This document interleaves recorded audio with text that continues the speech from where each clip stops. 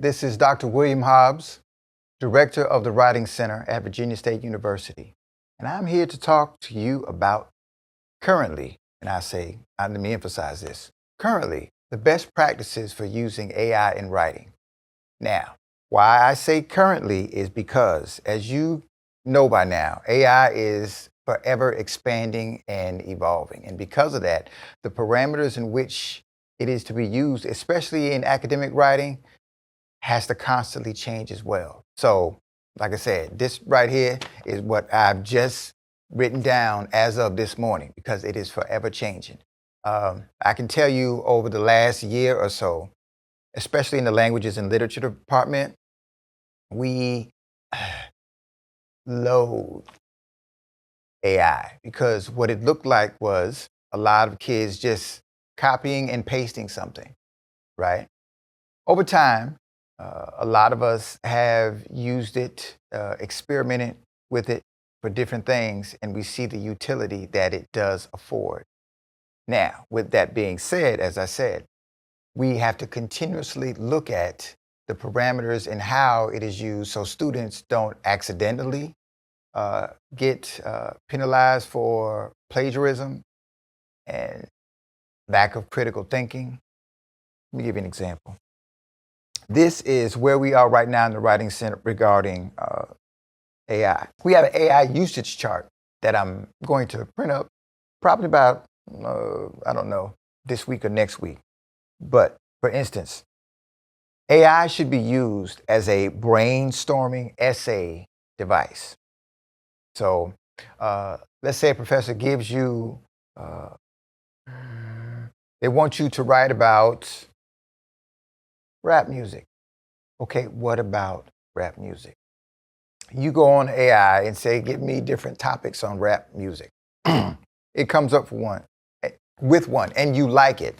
So then you open it up and you check it out. You do not copy and paste it wholeheartedly. You see what it is saying and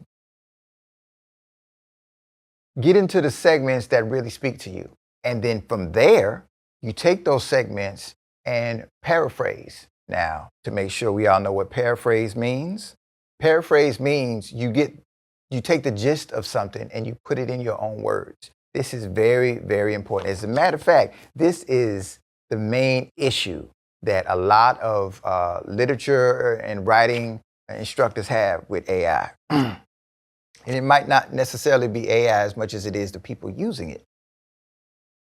Too many people saw it as an easy way out just to get a grade, right? They'd actually try to have it generate a whole paper for them, right? Instead of using it as a way to brainstorm topic. And once you think about it, really, everything that is created in the world can possibly be abused by people in the world. So who am I to knock AI in that regard? People are going to be people. You know what I'm saying?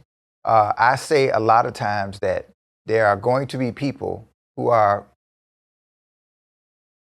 going to work hard and use energy regardless. Either you use it trying to get around doing whatever it is you're trying, like let's say a paper. You're going to use energy to try to use AI and come up with this and make sure it can't get caught and all this other kind of stuff. Or you can just do the paper. Either way, you're going to use energy. Why not use it wisely in a way that you won't get penalized for? So, again, AI being used as a brainstorming instrument, great idea, great idea. It encourages idea generation, your own idea generation, okay? Generating summaries. You have read a paper that your instructor has assigned to you. You think you have a pretty good idea what it's saying, but you're not really confident. So you go to AI and you ask it to come up with a summary on that same topic. And it gives you some ideas that you didn't think of before. And it's okay, that makes sense. That can kind of round out what I'm saying, right? So that is fine, but it must be reviewed and supplemented with your own personal insights. Even in that situation, you have to put your own original thought and words within it. The copying and pasting, that's what's killing folks with these papers, right? All right. Analyzing a literary text. Now, this is, you have to be limited with this because this can be used for comparison if you're comparing two papers, but not as a replacement for original analysis. Okay. Let's say you are doing a paper on the pros and cons of W.E.B. Du Bois's talented 10th theory, right? But for some reason, you just love it. This idea that W.E.B. Du Bois says that only 10% of the people should be the leaders of the other 90% because, because of their intelligence and their leadership qualities, they best represent the majority. You like that idea. You like it so much that you really can't see anything that's wrong with it. So you can go to AI and find a different perspective that would challenge that, which would overall give your paper a more wide-reaching conclusion. Okay?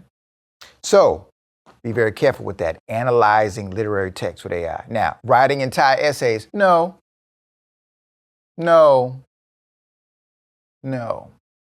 Look at my face. You. Yeah. No. Don't do that. Don't do that. That's that laziness that I'm talking about. Don't do that. All right. Now, this one is interesting.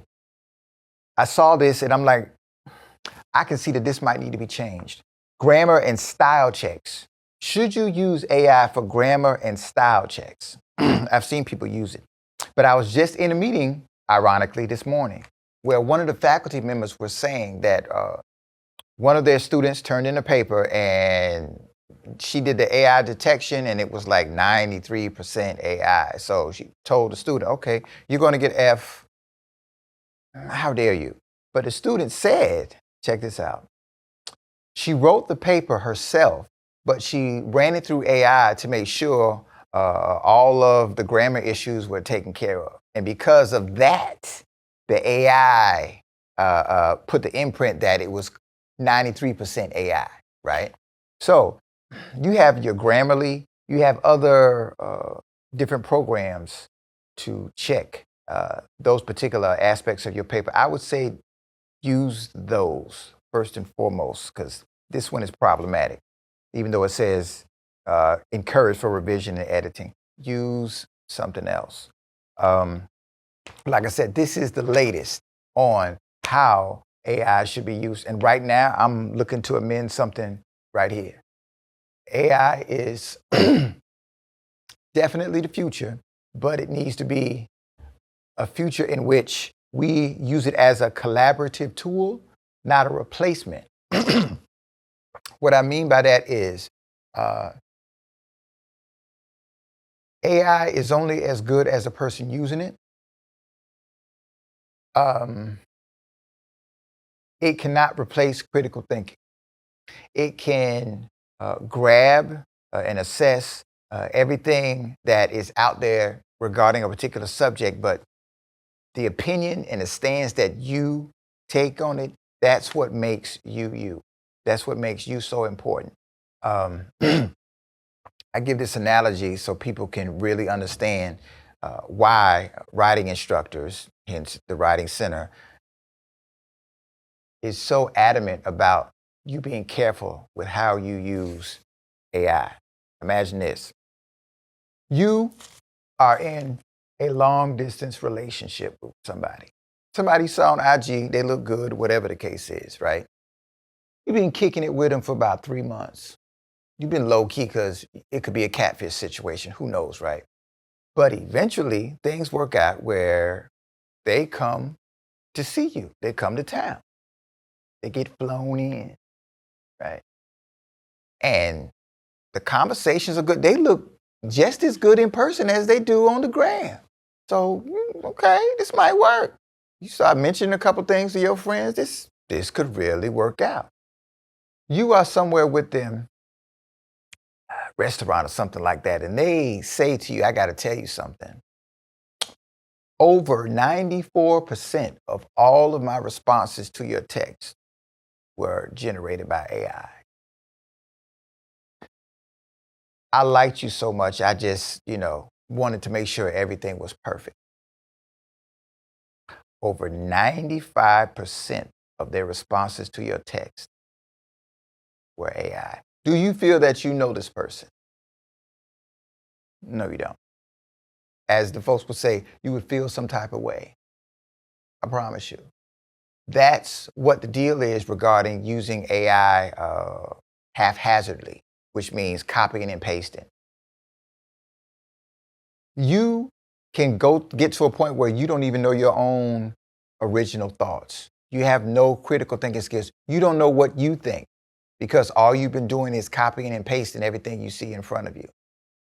And college is such a valuable time for you really to understand who you are and what you stand for. You cannot do that copying and pasting things just to get by to the next day. So again, that is the biggest concern I have with AI. Use it as a collaborative tool, not a replacement tool for original thought and personality.